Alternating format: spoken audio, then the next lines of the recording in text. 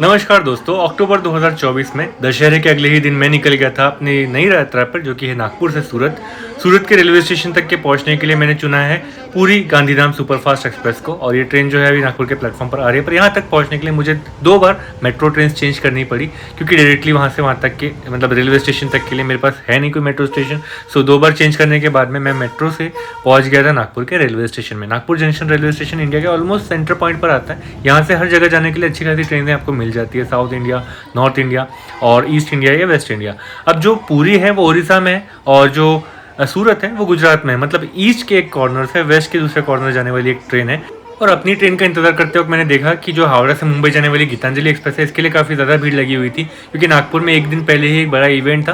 तो काफ़ी सारी भीड़ थी जो वापस से अपने घर लौट रहे थे, और ये सब करते करते ऐसी कई सारी ट्रेन थी आज नागपुर स्टेशन पर जो बहुत ज़्यादा भीड़ की वजह से थोड़ी धीमे धीमे चल रही थी और रुक रुक कर चल रही थी। ये ट्रेन जो है गीतांजलि एक्सप्रेस, इसके निकलने के बाद में इसी प्लेटफॉर्म पर यानी कि प्लेटफॉर्म नंबर 3 पर आनी थी पूरी गांधीधाम सुपरफास्ट एक्सप्रेस। उस ट्रेन का मैंने थोड़ी देर इंतजार किया, और वो ट्रेन लगभग अपने टाइम पर ही नागपुर स्टेशन पर आ चुकी थी। एक्चुअली एक हफ्ते पहले की इस ट्रेन की मैंने ट्रैकिंग करके देखी थी और नोटिस किया कि ये ट्रेन काफ़ी हद तक के टाइम पर ही चलती है, और सुपरफास्ट एक्सप्रेस है, WAP7 लोकोमोटिव के साथ है, तो उसकी स्पीड भी अच्छी है। मोस्ट इंपॉर्टेंट थिंग, इसके स्टॉपेजेस बहुत ज़्यादा भी नहीं है, छोटे छोटे स्टेशन पर नहीं रुकती है। जो मेन स्टेशन हैं या जंक्शन स्टेशन हैं जहाँ पर लोगों को सहूलियत हो जाए इस ट्रेन को पाने की वजह से, वहाँ ये ज़रूर रुकती है। मैंने इसके सेकेंड AC कंपार्टमेंट में A2 कोच में सीट नंबर 47 को पाया, जो कि बीच के बीच में आती है। लेकिन सबसे इंपॉर्टेंट बात यह है कि जब मैंने इसको बुक किया था 1 या 1.5 हफ्ते पहले, तब इस ट्रेन की वेटिंग लगभग नंबर 7 पर थी मेरी टिकट, और कंफर्म होते होते जिस दिन चार्ट प्रिपरेशन हुआ उस दिन मुझे सीट अलॉट हो गई। मुझे बहुत ज़्यादा खुशी हुई, क्योंकि हॉलीडे के टाइम पर आपको बहुत ईजिली सीट मिल जाए तो ज़रूरी नहीं। साइड लोअर मुझे मिली थी, और क्योंकि ये सेकंड AC कंपार्टमेंट में है, इसमें कर्टन्स भी होते हैं, काफ़ी प्राइवेसी होती है, सीट की क्वालिटी बढ़िया होती है, क्राउड भी बेटर होता है, तो काफ़ी क्लीन हद तक के मुझे सीट मिलेगी, ऐसी मेरी उम्मीद थी। ऊपर वाली सीट भी खाली रही मेरे सामने तो पूरे सफ़र में, और जो नीचे वाली सीट थी उसमें मैंने नोटिस किया कि जो बेडशीट है, ब्लैंकेट है, वो पहले से रखा हुआ था। तो आई थिंक बहुत जल्दी मुझे वो चेंज करके भी मिलेगा यहीं नागपुर स्टेशन के अंदर। Just waiting for eight. तो मैं अभी तक अपना सामान सेटल नहीं कर रहा हूँ, बस यहाँ पर मैं नोटिस कर रहा हूँ कि अपने बुक्स, बॉटल और बैग्स वगैरह मैंने रख दिए हैं, और वेट कर रहा हूँ कभी ट्रेन आगे बढ़े। हार्डली 5-10 मिनट का स्टॉपेज इसका होना चाहिए। वो भैया आ गए थे अभी ट्रेन के डिपार्टमेंट से, और उन्होंने मुझे ला करके दे दिया ये नया बेडशीट का पैकेट, और जो ब्लैंकेट है वो भी नया मिल गया। इसके अलावा अब मैं ट्रेन को जाते हुए देख रहा हूँ, और ये नागपुर स्टेशन को ट्रेन छोड़ रही है ऑन टाइम, लगभग 8:15 बजे।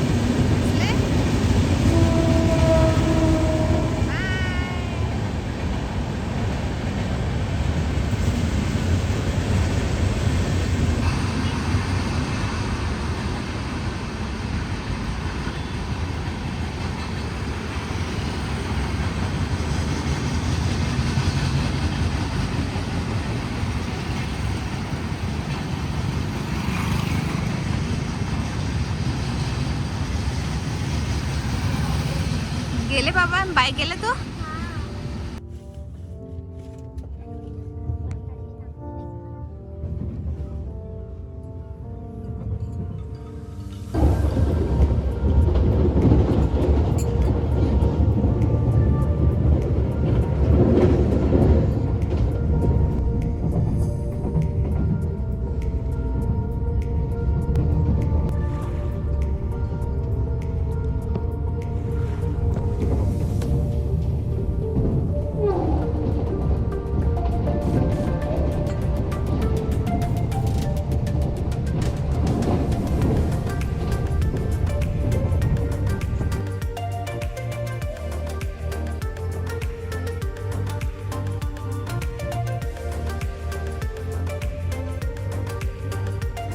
अब क्योंकि सुबह सुबह ट्रेन लेने के लिए घर से निकल गया था तो भूख भी जल्दी लगना तो मतलब नॉर्मल ही है, ब्रेकफास्ट भी अच्छे से हो नहीं पाया था।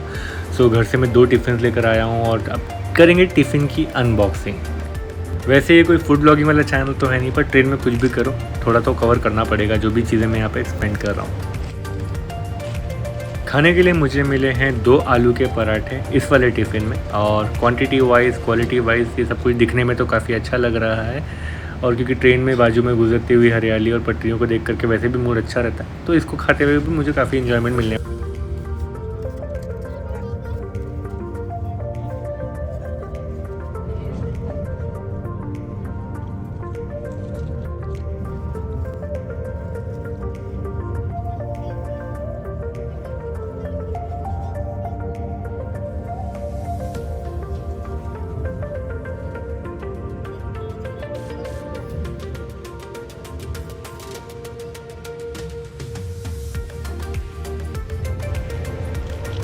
अब वक्त है जो मुझे बेडशीट दी गई है उसके पैकेट को खोलूँ, इसकी भी अनबॉक्सिंग हो जाए, और अगर ये साफ़ लगी अच्छी लगी तो इसको मैं बिछा भी दूंगा अपने वाले सीट पर।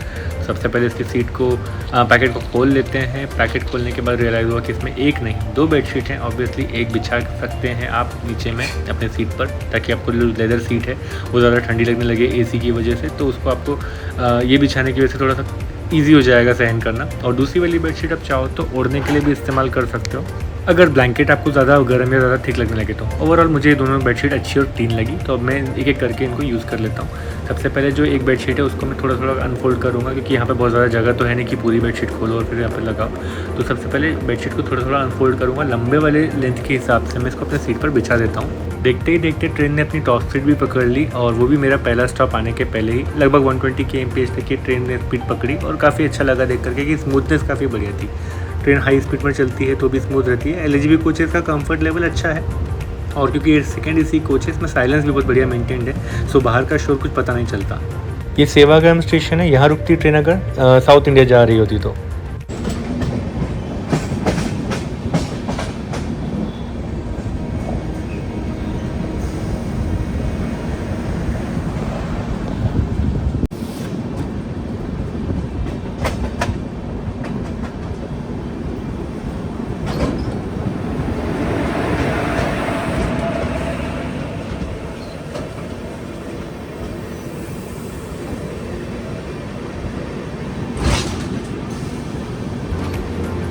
और अब हम पहुंच गए अपना पहला स्टॉप यानी कि वर्धा जंक्शन रेलवे स्टेशन पर। वर्धा जंक्शन इसलिए क्योंकि यहाँ से ट्रेन स्प्लिट होती है, या तो आप साउथ इंडिया जा सकते हो या फिर आप जा सकते हो वेस्ट इंडिया की तरफ। अगर आप सेवाग्राम स्टेशन के बाद में ही लेफ़्ट लेते हैं आपकी ट्रेन में, मतलब आप तो नहीं लेते, आपका लोको पायलट होता वो कनेक्ट होता, तो वहाँ से अगर आप लेफ़्ट की तरफ जाते तो वहाँ से लाइन जाती है हिंगन घाट होते हुए चंद्रपुर, और बाद में Warangal, Hyderabad, all those places. और अगर आप स्ट्रेट जाते हैं इस लाइन में तो आपकी ट्रेन जा रही होगी या तो गुजरात या फिर जा रही होगी मुंबई की तरफ।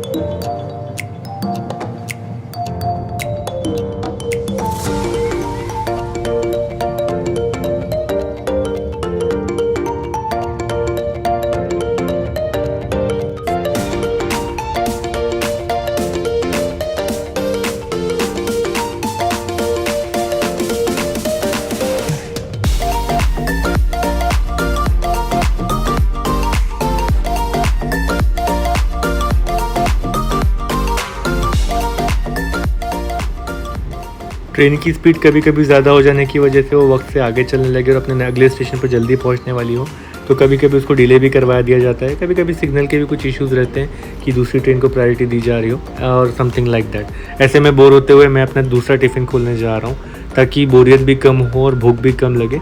बाद में फिर इवनिंग में या फिर हो सकता है रात में वापस से मुझे डिनर ट्रेन के मेन्यू से ऑर्डर करना पड़े। थोड़े ही वक्त के बाद में और हम लोग पहुंच गए हैं अब बडनेरा जंक्शन रेलवे स्टेशन, जो कि अमरावती टाउन के आउटर में है। बडनेरा जंक्शन भी एक इम्पॉर्टेंट रेलवे स्टेशन है क्योंकि यहाँ से भी कुछ ट्रेन स्प्लिट होती है, और अगर आप भुसावल की तरफ जा रहे हो तो बडनेरा स्टेशन रास्ते में ही आता है।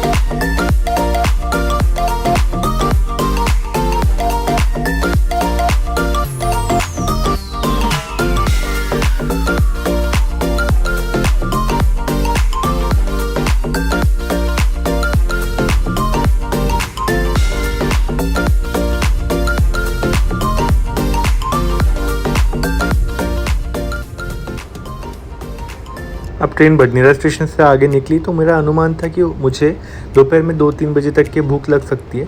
तो भुसावल जंक्शन रेलवे स्टेशन को टारगेट करते हुए जो IRCTC का ई कैटरिंग वाला मेन्यू है, जो उनके ऐप से या उनके वेबसाइट से भी मिल जाता है, जिसके लिए उन्होंने व्हाट्सएप पर मुझे लिंक भी भेजी थी, उस पर जा के मैंने अपने लिए कुछ खाना ऑर्डर करने का सोचा और सोचा कि यार नया नया कुछ खाना ट्राई करूँ। उससे बेहतर होगा कि ट्राइड एंड टेस्टेड अपना डोमिनोज़ है उसके पिज़्ज़ा को ऑर्डर करके देखें, क्योंकि मेरे फैमिली में भी कुछ लोगों ने इसको ट्राई किया था और मैं भी एक्सपीरियंस करके देखना चाहता था कि ट्रेन में जब डोमिनोज़ पिज़्ज़ा ऑर्डर करते हैं तो टेस्ट कैसा आता है, गर्म खाना मिलता है या नहीं मिलता है। तो मैंने ऑर्डर प्लेस तो कर दिया, but I was not sure कि वो स्टेशन तक टाइम तक पहुँचेगा या नहीं पहुँचेगा। सो आज काफ़ी हद तक एक्सपेरिमेंट वाला दिन है और भुसावल जंक्शन रेलवे स्टेशन पहुँचने में लगभग 2 या 3 घंटे का वक्त बाकी।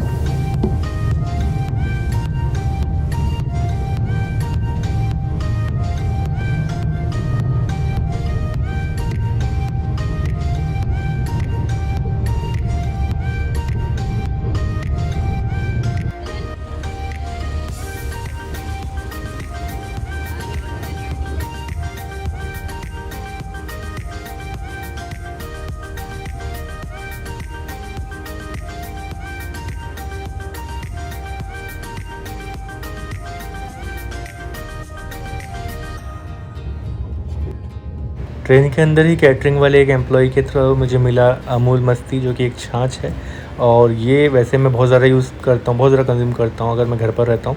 यहाँ पर मुझे देखकर खुशी मिली तो मैंने उसको मंगवा लिया।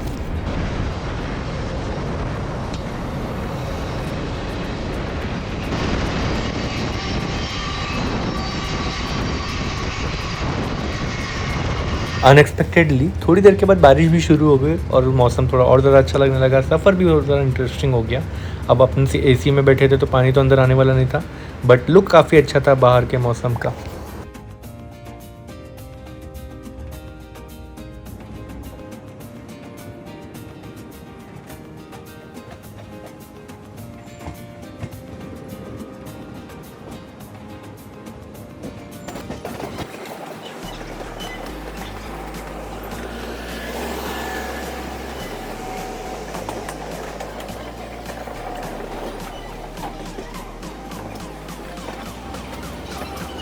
अब हम पहुंच गए हैं भुसावल जंक्शन रेलवे स्टेशन, जो कि हमारे सफ़र के बीचों बीच का एक पॉइंट है।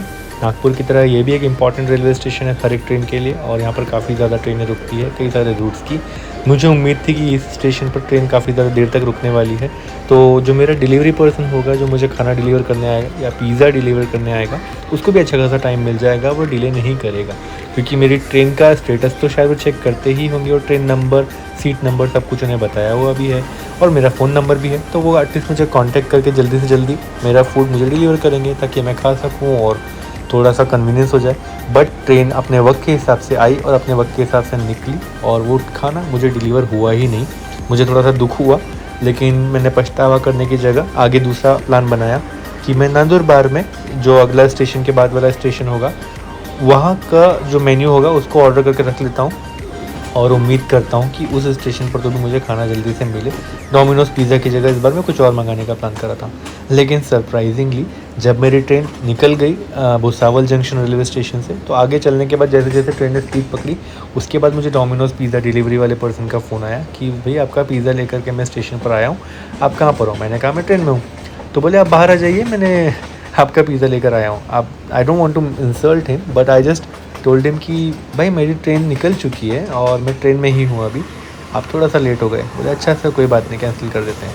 फिर थोड़ी देर के बाद में डोमिनोज़ के पिज़्ज़ा से मुझे SMS आया कि your order has been cancelled. बुरा भी लगा, एक्सप्लोरेशन भी हुआ, बट ठीक है, the journey is all about surprises. ये है जलगांव जंक्शन रेलवे स्टेशन।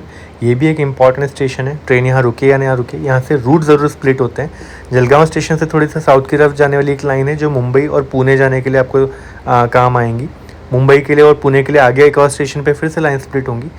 उसके अलावा जलगांव से एक और लाइन जाती है नंदुरबार की तरफ। नंदुरबार होते हुए ट्रेन गुजरात के लाइन में एंटर करती है। So Jalgaon is the actual station जहाँ से पुणे, मुंबई और गुजरात, इन सभी जगहों पर जाने के लिए ट्रेन स्प्लिट होती है।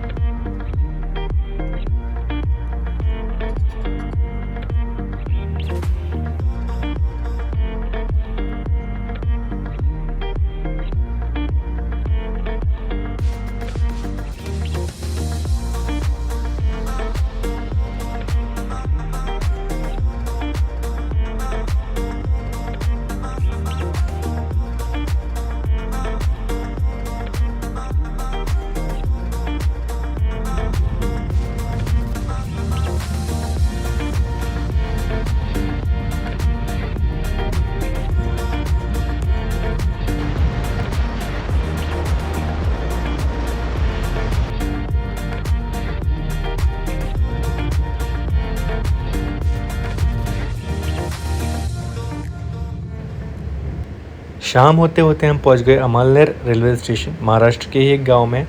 यहाँ से गुजरात बॉर्डर बहुत ज़्यादा दूर नहीं है, और नंदुरबार जो कि महाराष्ट्र का ही एक रेलवे स्टेशन है, वो इसके भी बाद आने वाला है। खूबसूरत नज़ारे यहाँ से मैंने नोटिस किए। अच्छी अच्छी ट्रेन को हाई स्पीड पर जाते हुए यहाँ से मैंने नोटिस किया। ऐसा लगा ये भी एक बिजी रूट का ही पार्ट है। So this was actually a good point to stay for some time.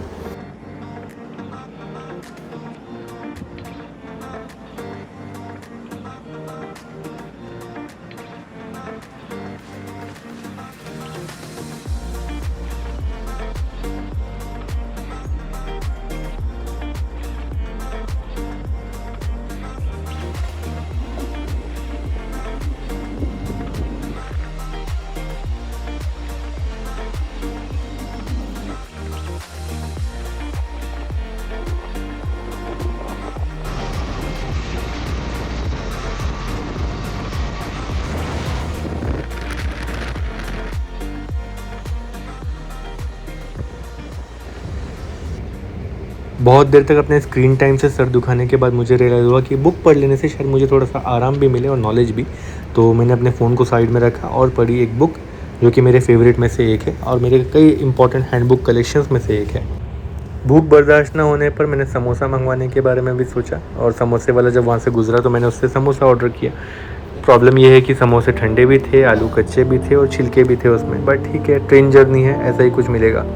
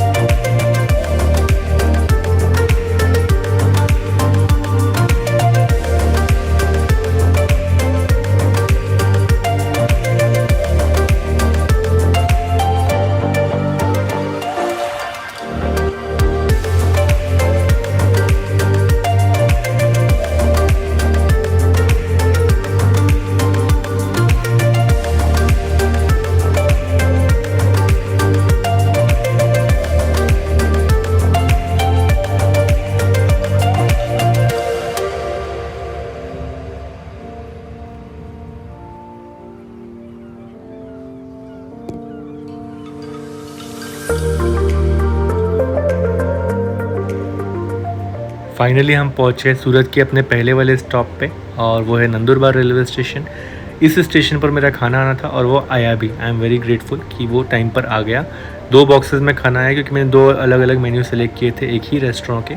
उन्होंने टाइम पर खाना पहुँचाया और खाने की क्वान्टिटी वगैरह जो है अभी इसकी अनबॉक्सिंग करके हम लोग देख लेते हैं। बॉक्स की पैकेजिंग काफ़ी बढ़िया थी क्योंकि जो स्पिलिंग वगैरह है वो मैंने नोटिस नहीं किया कि ऑयल लीक वगैरह हो रहा हो। पैकेजिंग काफ़ी अच्छे से की गई है, तो जो छोटी छोटी चीज़ें भी हैं बॉक्स के अंदर वो भी फैली नहीं है। इन्होंने मुखवास, टूथपिक वगैरह भी दिया है, नमक का भी छोटा सा पाउच दिया। मुझे एक्स्ट्रा कोई भी चीज़ नहीं चाहिए तो मैंने वो सब चीज़ें साइड में रखी।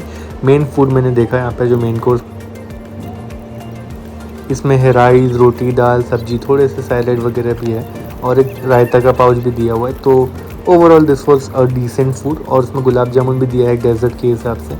सो I am overall very happy कि खाना तो आ गया जैसा चाहिए था।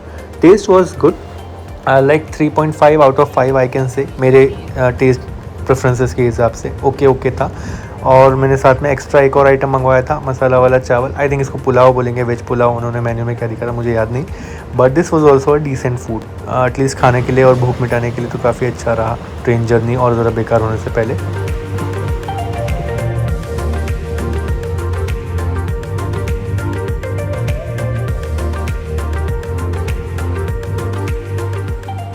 रात होते होते वक्त से 1 घंटे पहले हम सूरत सिटी पहुंच गए, पर सूरत के आउटर पे ही ट्रेन को होल्ड करवा दिया गया लगभग 15 से 20 मिनट तक के लिए, क्योंकि वक्त से पहले ट्रेन आ जाना और इस ट्रैफिक वाले रूट पर ट्रेन को रेलवे स्टेशन पर एक प्लेटफॉर्म देना शायद सूरत वाले जो रेलवे मैनेजर है उनके लिए डिफ़िकल्ट होता होगा।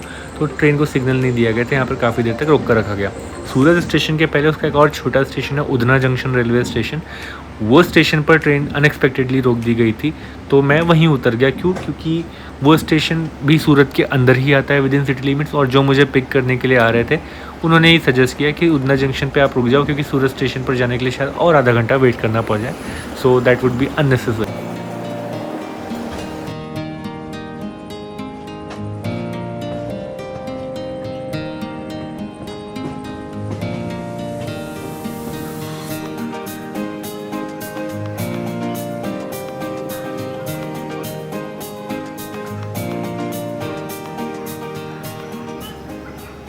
ये उतर गया मैं उधना जंक्शन रेलवे स्टेशन पर, जबकि मेरी जो टिकट है वो सूरत रेलवे स्टेशन तक की है, बट दैट्स एब्सोल्युटली फाइन। मेरा डेस्टिनेशन तो आ गया। अगली वीडियो में मैं आपको दिखाऊंगा। सूरत रेलवे स्टेशन में स्पेशली गया था ट्रेन स्पॉटिंग करने के लिए। वहाँ पर मैंने बहुत सारे अच्छी ट्रेन को स्पॉट किया और आपको मैं अपने अगले वीडियो में अपनी सूरत स्टेशन की स्पॉट की हुई हर एक स्पेशल ट्रेन दिखाऊंगा। ऐसी ट्रेनें जो कम देखी जाती हैं, कम उनके बारे में बात होती है, कम वीडियोस बनते हैं। इनफैक्ट मैं नागपुर में रहता हूँ, वहाँ ट्रेन स्पॉटिंग करता हूँ, तो वहाँ कई ट्रेनें नहीं देख पाता हूँ, जैसे कि तेजस एक्सप्रेस, शताब्दी एक्सप्रेस। तो वो सारी ट्रेन भी जब सूरत से गुजरी, वो सब ट्रेनों के भी मैंने वीडियो बनाए हैं और बहुत ही इंटरेस्टिंग वीडियो रहने वाला है next video which will be about Surat railway station train spotting. आप लोग वो ज़रूर देखना। अगर ये वीडियो अच्छा लगा हो तो उसमें कमेंट करके भी बताना कि कैसा लगा। Have you enjoyed this video? क्या आपको मेरा व्लॉग अच्छा लगा? प्लीज़ कमेंट करके बताना और चैनल को सब्सक्राइब जरूर करना ताकि अगले वीडियो में